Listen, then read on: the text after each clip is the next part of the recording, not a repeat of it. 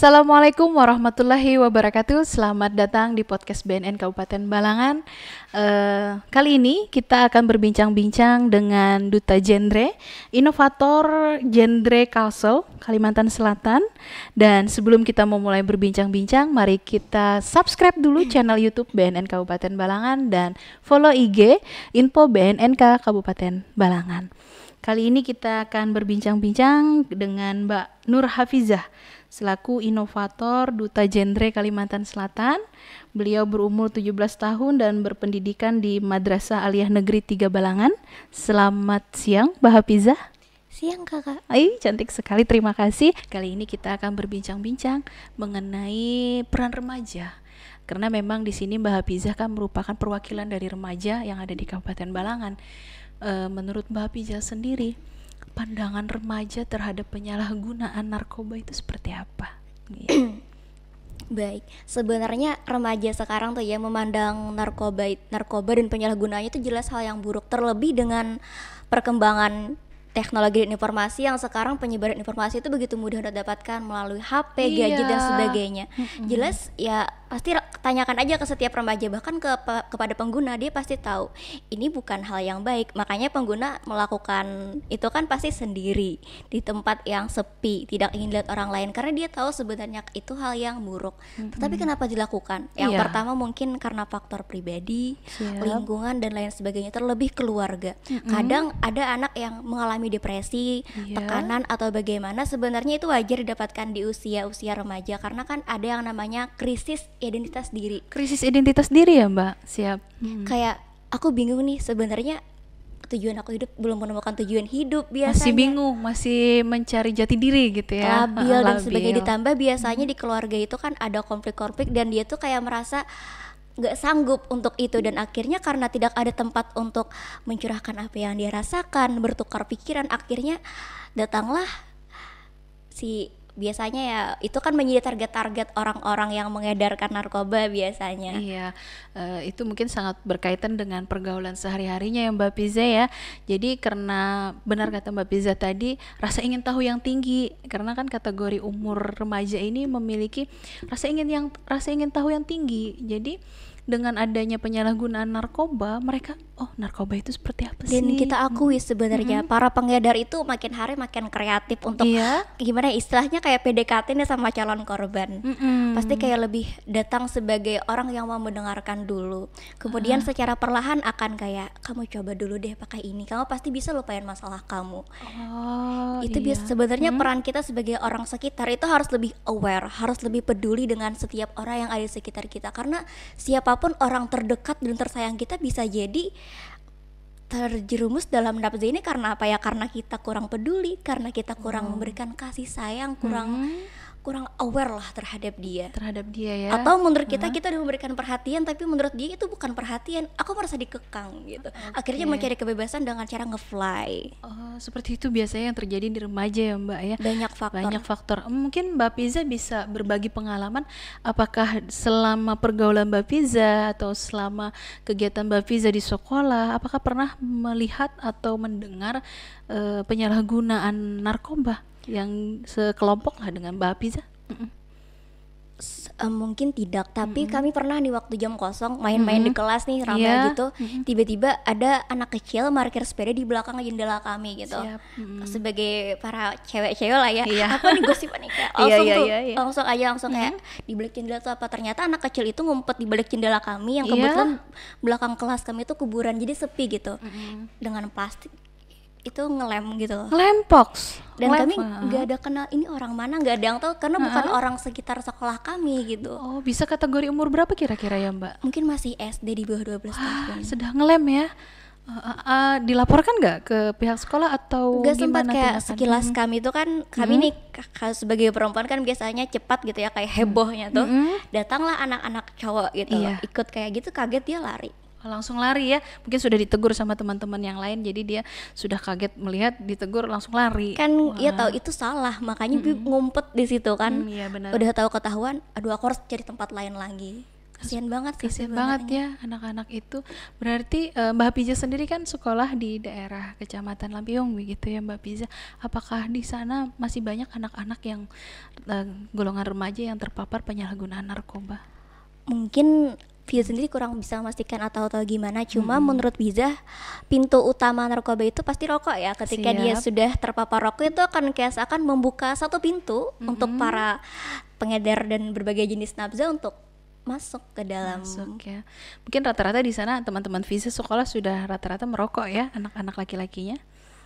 Sebagian aja sih karena di lingkungan madrasah Heeh. kurang. Tapi Kurang. mungkin di lingkungan luar ketika mereka bergaul dengan anak-anak lain ya bisa jadi. Apalagi kan kalau sampai dia di sekolah memang dilarang merokok dan yakin bahwa rokok itu nggak bagus, tapi ketika pulang ke rumah lagi, Oh iya, kita tidak tahu dia lingkungannya seperti apa. Berarti kita setuju ya Mbak Piza, memang yang mempengaruhi dari remaja itu selain dari pola asuh orang tua, kemudian lingkungan itu sangat berpengaruh. hampir mencapai 50% lingkungan. Lingkungan ya, tapi yang paling utama memang harus pola asuh dari keluarga untuk melindungi dan membuat ring kehidupan dia untuk lebih Ya, aman lagi ya. terlebih kan keluarga itu memegang peran yang sangat penting dalam membentuk kepribadian dan pendirian seorang remaja. Tentunya kepribadian dan pendirian remaja itu ditanamkan sejak masih kecil, sejak balita, karena keluarga adalah madrasah pertama, terlebih seorang ibu sebagai madrasatul ula bagi setiap anak. Tentunya pendidikan penanaman nilai-nilai itu dimulai dari sejak kecil. Nah, di dalam genre ada yang Iya. namanya 8 faktor keluarga. Iya itu. Yaitu 8 faktor, bukan diralat ya, 8 fungsi keluarga. Siap. Yaitu 8 fungsi yang harus ada dan harus dihidupkan dalam keluarga untuk membentengi keluarga dari hal yang tidak bagus. Seperti kayak segala hal lah, kalau 8 fungsi itu ditanamkan sejak kecil, itu berfungsi dan anak itu mendapatkan fungsi itu, jelas itu akan mampu menjadi benteng dan memperkuat pendirian dan kepribadiannya di saat-saat remaja. Jadi kayak pas ketika dia mengalami krisis di dalam dirinya, kayak nilai-nilai itu akan membantunya untuk menemukan hal yang positif lah. Nilai Jadi dia- 8 fungsi itu diantaranya yang pertama tentu Iya. saja fungsi agama. Kalau fungsi agama itu sudah ditanamkan sejak dia kecil, dia akan tahu. Tidak ada kan agama satupun yang bilang kalau narkoba itu bagus, narkoba itu akan mendekatkanmu dengan Tuhan dan surga. Nggak ada Tidak kan? ada, memang tidak ada agama yang mengajarkan seperti itu. Nah, kalau dia sudah dari kecil ditanamkan untuk taat, secara tidak langsung ketika dia sudah besar, ini dilarang Tuhanku, ini dilarang agamaku, otomatis untuk apa aku melakukan itu akan menjauhkanku dari ridhanya. Dia bisa mengembalikan seperti itu. Kemudian yang kedua adalah fungsi cinta dan kasih sayang. Betapa banyak nih kasus remaja yang pada akhirnya terjatuh dalam hangatnya pelukan narkoba itu karena kurangnya rangkulan keluarga. Ya tadi, kurangnya awareness orang sekitar. Kemudian fungsi perlindungan. Fungsi perlindungan di sini tidak hanya berbicara tentang perlindungan secara fisik, anak tidak tersakiti secara fisik, tetapi juga perlindungan dalam melindungi dia dari pengaruh-pengaruh negatif dari luar. Entah itu perlindungan dari tontonan yang tidak bagus, entah itu dari bacaan yang tidak semestinya dia baca, dan lain sebagainya. Kemudian yang keempat itu fungsi sosial dan budaya. Keluarga merupakan pintu pertama anak-anak untuk mengenal bagaimana sosial dan Berinteraksi budaya sosial yang budaya. baik. Jadi ketika dia besar gitu ya, kemudian menemukan media sosial untuk melihat dunia lebih mudah, dia akan tahu ini budayanya nggak perlu aku adopsi. Iya. Ini cara bersosialnya kayaknya nggak perlu aku ambil. Ini bagus. Jadi kayak seakan keluarga tuh menanamkan filterisasi sejak dini. Jadi ketika dia besar tidak perlu lagi orang tua memilihkan kamu jangan ini, dia sudah bisa. Misalnya nih, kalau kamu mau masuk ke pergaulan ini kamu harus ngerokok atau kamu harus ngedrugs gitu. Iya. Karena dia sudah memiliki filter sejak yang mendasar di dalam dirinya, dia bilang kayak gini, kalau harus ngedrug ngapain aku masuk ke pergaulan itu? Berarti Iya. kayak nggak perlu lah, dia Filternya sudah kuat gitu Mbak ya, sudah karena bisa. memang pendidikan dari keluarga itu sudah mantap sejak dini, sudah dilakukan oleh keluarga. Ya. Oke, itu tadi Mbak. Mungkin ada yang ingin disampaikan lagi tentang peran keluarga terhadap penyalahgunaan atau terhadap remaja sendiri Mbak? Banyak sekali.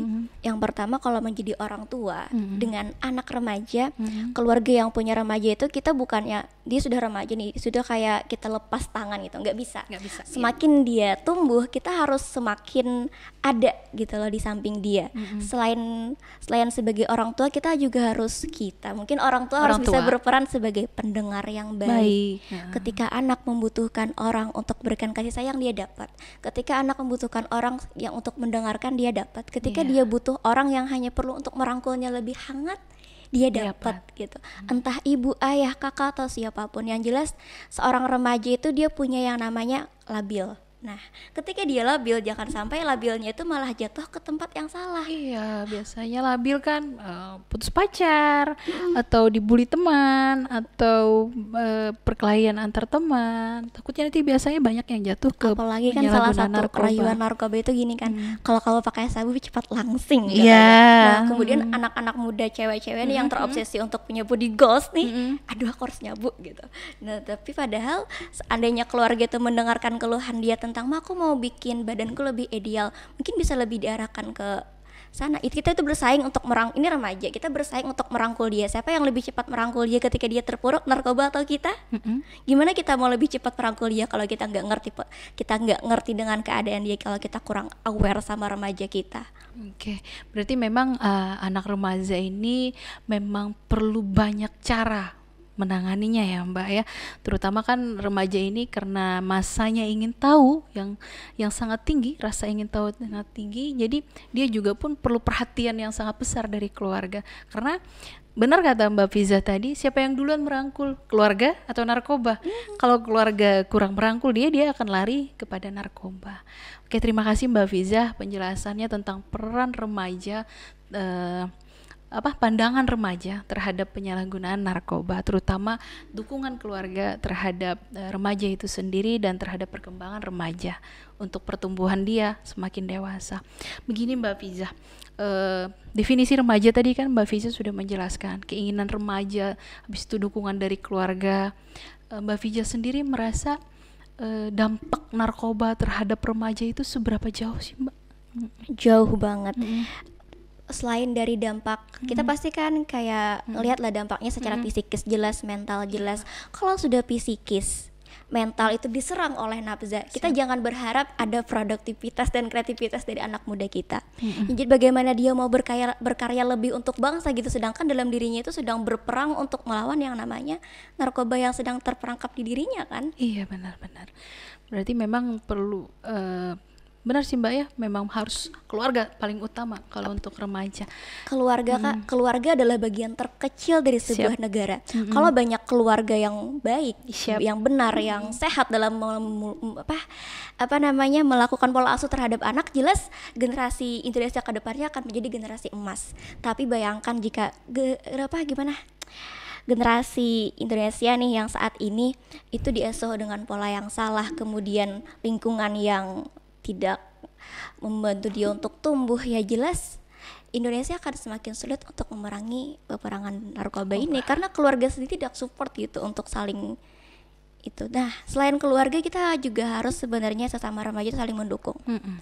Karena tetap dukungan teman sejawat ya. Itu juga memiliki kayak ruang tersendiri di tiap remaja. Gimanapun keluarga ini berjuang untuk dia bisa kembali terima nih di lingkungan, kesannya dia sudah rehabilitasi, terima kembali. Kalau teman-teman sejawatnya kayak merasa tetap melakukan diskriminasi, melakukan kayak seakan-akan kita itu beda, ya siapa yang akan merangkul dia kembali ke pergaulan yang seharusnya kalau bukan kita? Akhirnya ya balik lagi ke nafza lagi, gak ada yang ngerangkul. Iya, benar Mbak Hafizah, memang itu pola-pola kejatuhan buat teman-teman yang rehabilitasi setelah pulih. Biasanya dia akan kembali berperan di masyarakat, di keluarga, dan di lingkungan sosialnya. Memang banyak faktor-faktor yang menjatuhkan dia kembali. Salah satunya yang benar Mbak Hafizah sampaikan tadi, terutama dukungan teman sejawat. Kalau memang keluarga menerima kehadiran dia kembali, belum tentu lingkungan sekitarnya, lingkungan sosialnya bisa menerima nilai diri dia. Oleh karena itu Mbak Hafizah, memang peran serta kita dari BNN Kabupaten Balangan menciptakan nilai diri dia. Dia harus percaya diri, terjun ke masyarakat, berinteraksi sosial dengan masyarakat, terutama ke lingkungan dia, kemudian keluarga dia mampu membantu dia. Oleh karena itu memang tolak dasar sekali adalah keluarga. Selain dari BNN, keluarga sangat berperan dalam membantu dia membangun kepercayaan diri dia, interaksi dia ke lingkungan sosial dia, sehingga dia bisa lebih produktif. Berperan dia di masyarakat, peran dia di lingkungan remajanya, peran dia di sekolah tidak dikucilkan, sehingga dia lebih percaya diri untuk mempertahankan kepulihannya ke depannya. Intinya butuh kerjasama dari setiap pihak. Benar sekali. Melalui BNN, keluarga turut serta nih dalam menguatkan generasi. Terus teman-temannya selaku sesama remaja saling menguatkan lagi. Kalau ada yang lagi lemah, kuatkan balik. Kalau ada yang udah kuat, tambah kuat lagi. Memang sangat-sangat diperlukan, Mbak. Apalagi buat penyalahguna, kita harus merangkul. Dia tidak bisa kalau rangkulan kita cuma 1 atau 2. Kita harus merangkul secara lingkaran. Karena kalau lingkaran itu bolong saja 1, dia akan ada celah untuk relapse lagi. Relapse itu bahasa kita kambuh kembali. Seperti itu Mbak Fiza tentang remaja. Kemudian saya mungkin ingin sharing juga dengan Mbak Fiza, karena di sini Mbak Fiza kan sebagai duta genre perwakilan remaja nih di Kabupaten Balangan. Menurut Mbak Fiza, solusi apa yang terbaik untuk menangani penyalahgunaan yang ada di kalangan remaja? Indonesia sudah sangat akrab dengan kalimat mencegah lebih baik daripada mengobati. Siap. Nah, mari kita fokus kepada mencegah. Pencegahan terbaik dimulai dari diri kita sendiri. Membentengi diri mulai dari mencari informasi tentang bahaya narkoba, bukan untuk mencobanya. Cukup aku tahu ini nggak bagus, aku harus menyelamatkan diriku, orang terdekatku, dan orang yang kusayang dari bahaya ini. Bayangkan aja dari ratusan ribu remaja kita nih, setengah aja yang terpapar, terus setengahnya lagi acuh nggak peduli. Apa jadinya? Kan kayak kita harus saling peduli. Abis tahu gitu, ini temanku kemarin tuh hampir jatuh ke situ, apa yang harus kulakukan? Bagaimana cara merangkul? Intinya peningkatan rasa peduli, kemudian kita mawas dengan diri kita sendiri.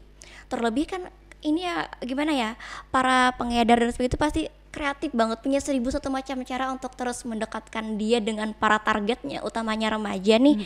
Yang artinya remaja untuk membentengi dirinya juga harus punya 1001 macam cara juga lah untuk menghindar dari itu. Salah satunya bergabung dengan genre atau dengan pramuka BNN Kabupaten Balangan. Buat teman-teman yang tertarik nih, suka banget sama pramuka, bisa dong gabung sama BNN Kabupaten Balangan. Namanya Saka Anti Narkoba BNN Kabupaten Balangan. Oke, benar sekali Mbak. Memang solusi yang tepat itu selain dari diri sendiri, dia juga harus aktif dalam kegiatan sehari-hari. Mungkin dengan kegiatan mengikuti duta genre, kemudian kegiatan pramuka seperti Saka BNN Anti Narkoba. Di situ nanti kita mungkin akan mengadakan pembinaan, memberikan pengalaman terhadap teman-teman pramuka, di mana tentang pencegahan, kemudian pemberantasan penyalahgunaan peredaran gelap narkoba. Jadi teman-teman pramuka nanti kita berikan bekal ilmu pelajaran sehingga dia nanti akan menjadi kader kita, di mana di situ kan terdiri dari remaja-remaja, menjadi perpanjangan tangan lidah dari BNN Kabupaten Balangan untuk merangkul remaja, di mana remaja itu memiliki kegiatan yang lebih positif tentunya ke depan, terutama di masa pandemi seperti ini. Benar kebanyakan sekali. Malah karena apa ya, kalau bahasanya tuh kayak nolep di rumah aja gitu. Karena nggak bergaul sama teman, akhirnya gaulnya sama yang nggak benar kadang. Benar sekali. Mungkin seperti itu Mbak ya, solusi remaja yang paling simpel yang bisa dilakukan oleh remaja saat ini, apalagi zaman pandemi ini kan untuk kegiatan sendiri terbatas. Paling kegiatan yang memang terukur, dan paling tidak kita bisa live streaming, mungkin nonton YouTube BNN Kabupaten Balangan. Salah satunya ketimbang scroll media cuma lihat TikTok akwat joget-joget ya kan Mbak?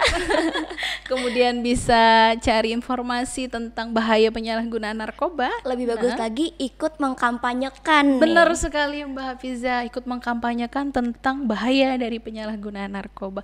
Itu yang kami harapkan dari BNN Kabupaten Balangan Mbak. Jadi kaum milenial, kemudian remaja aktif di media sosial, aktif juga untuk mengkampanyekan. Karena siapa sih yang bisa mendekati remaja lebih dekat kalau bukan remaja gitu. Ya. Oke, terima kasih sekali Mbak Hapijah sudah berhadir di podcast BNN Kabupaten Balangan. Terima kasih banget Kak juga sharingnya yang bener-bener kayak nambah ilmu buat Giza sebagai pelajar yang karena daring nih gitu, tiba-tiba dipanggil ke sini kayak aduh tertarik banget. Siap. Gitu.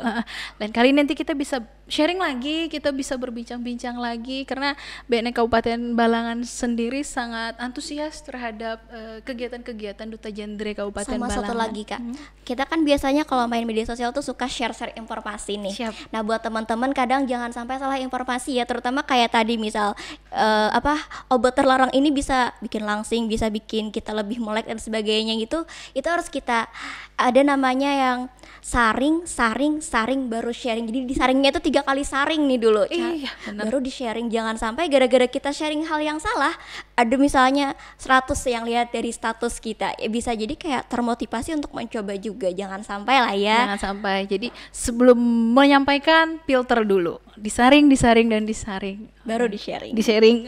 Benar sekali Mbak Fiza. Terima kasih atas kehadirannya di podcast BNN Kabupaten Balangan, dan buat teman-teman remaja Kabupaten Balangan tetap berkarya, tetap berprestasi seperti Mbak Fiza. Dalam masa pandemi ini tetap menjadi suatu inspirasi buat remaja-remaja yang ada di Kabupaten Balangan. Semoga kedepannya Mbak Fiza sukses selalu, semakin ke depan semakin menjadi seseorang dan sosok yang inspiratif buat kami semua. Satu lagi, kayaknya kita semua nih yang tahu di podcast ini ya harus applause dong untuk BNN Kabupaten Balangan yang gak kalah kreatif juga di masa pandemi, tetap gak boleh ngumpulin masakan ya, tetap melakukan pensosialisasian penyalahgunaan nafza melalui YouTube. Benar sekali Mbak Hafiza, kita sampai putar otak gimana caranya kita menyampaikan informasi, karena di zaman masa pandemi ini kan media sosial sangat aktif, jadi kita jangan sampai ketinggalan untuk media sosial itu sendiri. Kalau di YouTube itu kan banyak tuh podcast sebagai tempat klarifikasi, tapi kalau BN Kabupaten Balangan menggunakan podcast untuk penyebaran informasi, sungguh kreatif, saya suka banget. Terima kasih Mbak Fiza, dan semoga Mbak Fiza sukses terus ke depannya, apapun yang dicita-citakan semoga bermanfaat untuk diri Mbak Fiza, keluarga, dan negara. Oke Mbak Fiza, mungkin terakhir ada pesan-pesan Mbak Fiza selaku Duta Genre Kalimantan Selatan kepada teman-teman pemirsa podcast BNN Kabupaten Balangan.